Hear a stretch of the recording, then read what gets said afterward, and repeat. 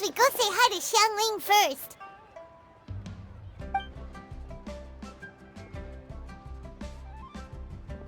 Huh? Xiangli? What a pleasant surprise meeting you here! Oh? Why, the pleasure is all mine. As is the surprise, surely. It must be fate that brings us together in this place. How have you fared as of late? I sense you are older and wiser than the last time we met. It seems your travels continue to yield valuable insights. You are too kind. So, Xiangli, are you here to listen to stories over tea again? I had originally planned to set out after this last round of tea. However, I had planned to take a walk to Qingce village and gather some nascent bamboo shoots, which are currently in season. A villager there once gave me a small sample, and they possessed a most excellent flavor. Huh? Nascent bamboo shoots? Why can't you just use normal bamboo shoots instead? Wait, Paimon knows, because Zhongli prefers the finer things in life, right? Okay, Mr. Particular, let me guess. Ahem. The nascent bamboo shoot has a uniquely tender texture and a delicate sweet taste that its normal cousin cannot match. An astute observation, Paimon. You know me well indeed. Lantern Rite is almost upon us, but besides the bamboo shoots, there are a few other items I have not yet procured from Director Hu's list. May I ask if you have already made arrangements for the days ahead? Well, we were planning to use the opportunity to say hi to some of our friends, but before we were able to figure out a schedule, we ran into you. Well then, might I invite you to imagine the sheer delight that is a soup cooked with the freshest nascent bamboo shoots in all the land. Generous cuts of pork belly and crisp, fragrant bamboo shoots placed together in the pot and left to simmer slowly for half a day. You're doing this on purpose, aren't you? Paimon's onto your plan. You just want to hoodwink us into fetching your bamboo for you. Why, I assure you, I would do no such thing. I merely wish to inform you of the freshest, most succulent and flavorful bamboo shoots one could ever hope to taste. Ugh, let's go, Traveler. Paimon's taste buds can't take it anymore. Collecting a few bamboo shoots shouldn't take too long. Paimon has got to get her hands on some of that soup. Such fine specimens are indeed well worth the excursion. Very well. I shall leave the bamboo shoots to you. Should you have the good fortune to find some, please share them with me as well. See?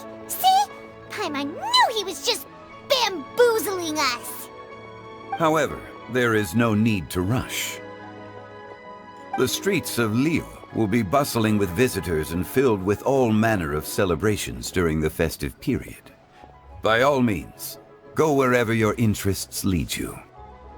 The nascent bamboo shoots would be but a wonderful final touch to a most exceptional feast. What an honor it would be to savor them in the company of friends. We're heading out. Enjoy your walk, Youngli. Take care now, you two.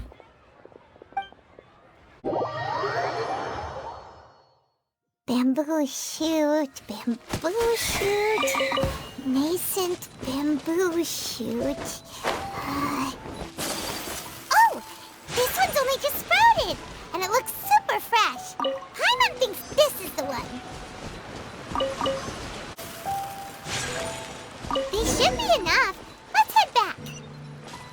Help! Help! Did you hear that? Someone's calling for help. It's coming from over there!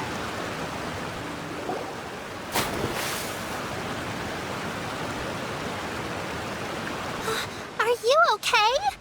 Did any water go down the wrong pipe?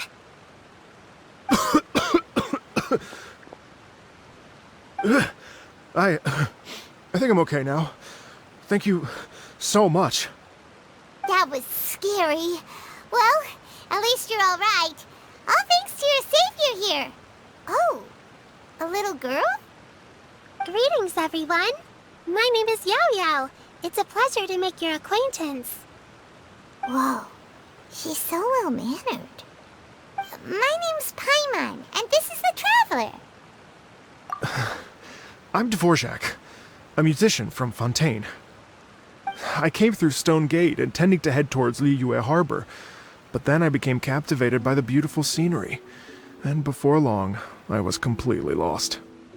Just now, I was so mesmerized by the waterfall that I slipped and fell into the water. If it weren't for Miss Yaoyao's help, I shudder to think what might have happened. It's all right, Mr. Dvorak.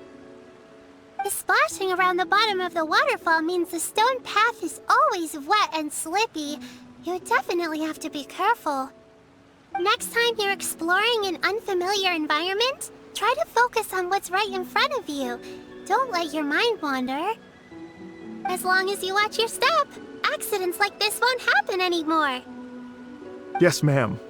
I understand. I'll remember to be more careful next time. Oh, are you hungry, sir? Oh, I'll be fine.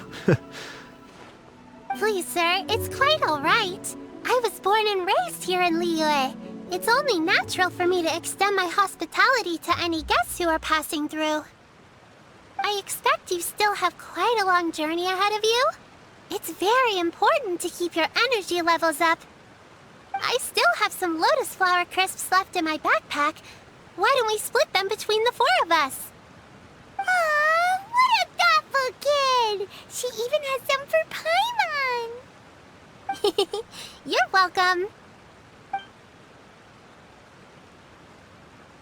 Mmm, so tasty! If only there were more. Having a healthy appetite is a good thing. It means Paimon's still growing. If I'd known I was gonna run into you, I would have made a second batch. Hope you're taking notes, Traveler. This is how you treat your Paimon. What do you think, sir? Are Liyue's snacks to your taste? I wonder if they're not sweet enough. No, they're perfect. When I was traveling through Mondstadt, I had a chance to try one of their moon pies. It had a meat filling, unlike these crisps. But apart from that, it seems like they follow a similar cooking process. Both are delicious in their own way. As for Fontaine's cooking, though, it's been a long time since I've had a taste of home.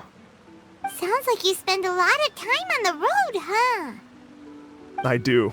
It's part of my job. I'm one of the main organizers of the Iridescence Tour. Iridescence Tour? The Iridescence Tour is one of the biggest music festivals in Fontaine. We're looking to expand, though. Our aim is to hold a festival in every nation. At least, all the main organizers share this goal. Unfortunately, it's a long story, so I'll spare you the details. But anyway, so the main reason I'm traveling all around Tavad is to promote our music festivals. But I have some personal reasons, too.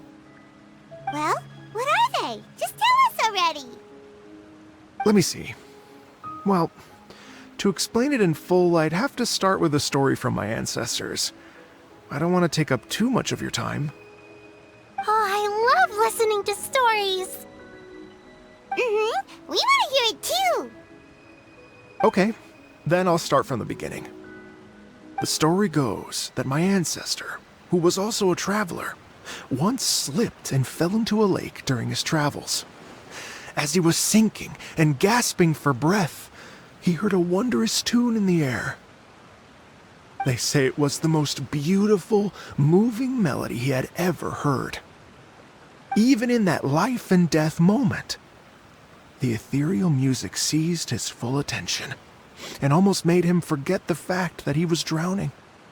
When he finally came to, he found that he had already been brought ashore. Not too far from him stood an unfamiliar woman with an almost divine aura.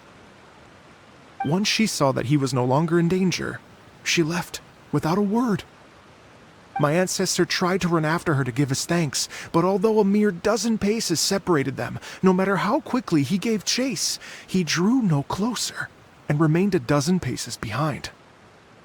In the end, all he could do was to bow in thanks to the woman as he watched her walk away towards the rivers and mountains in the distance, before at last he turned around and made his way home. Once he returned to Fontaine, he began to learn an instrument so that he could spread his story far and wide, just like the bards. After generations of retelling, embellishing, and dramatizing, people have come to think of that lady as something like a fairy.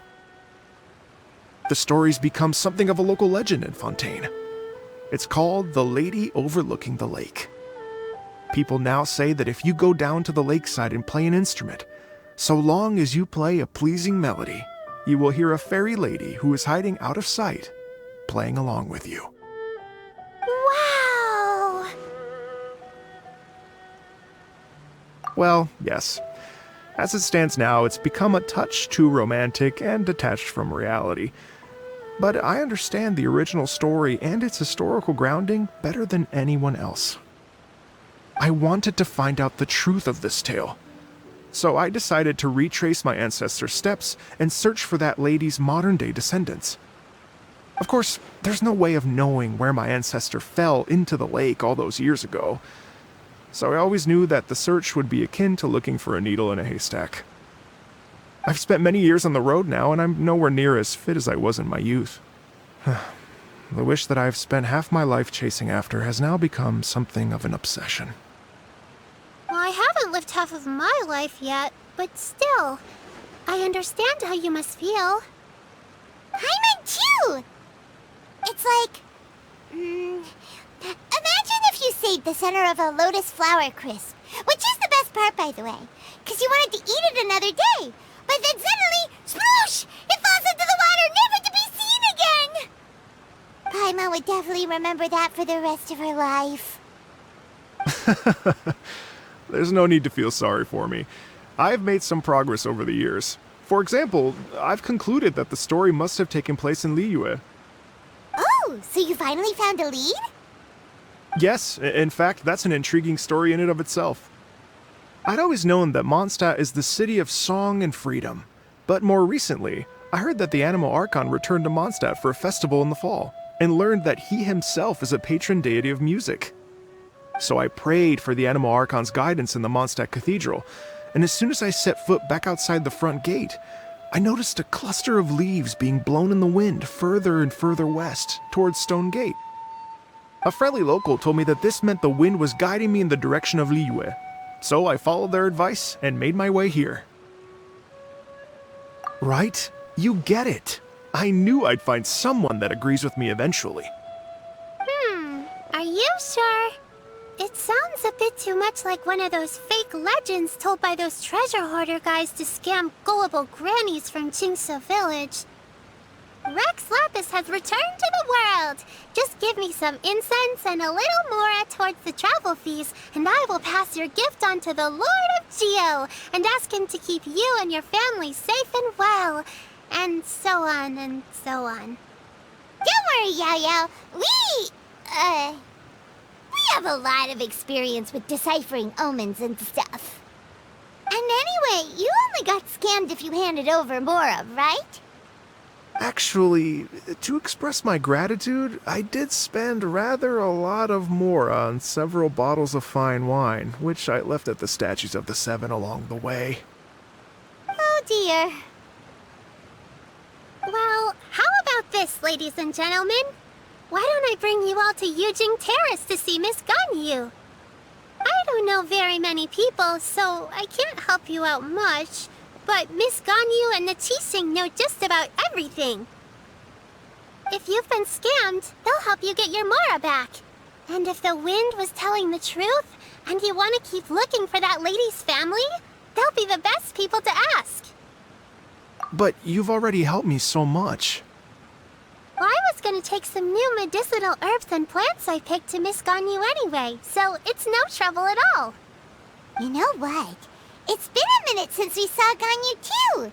It should be nice to pay her a visit before Lantern, right? All right. Well, my sincere thanks to you all. I will never forget your kindness. Okay, everyone. Please follow me. I'll be your guide. Remember to watch where you're going, okay? Uh-oh.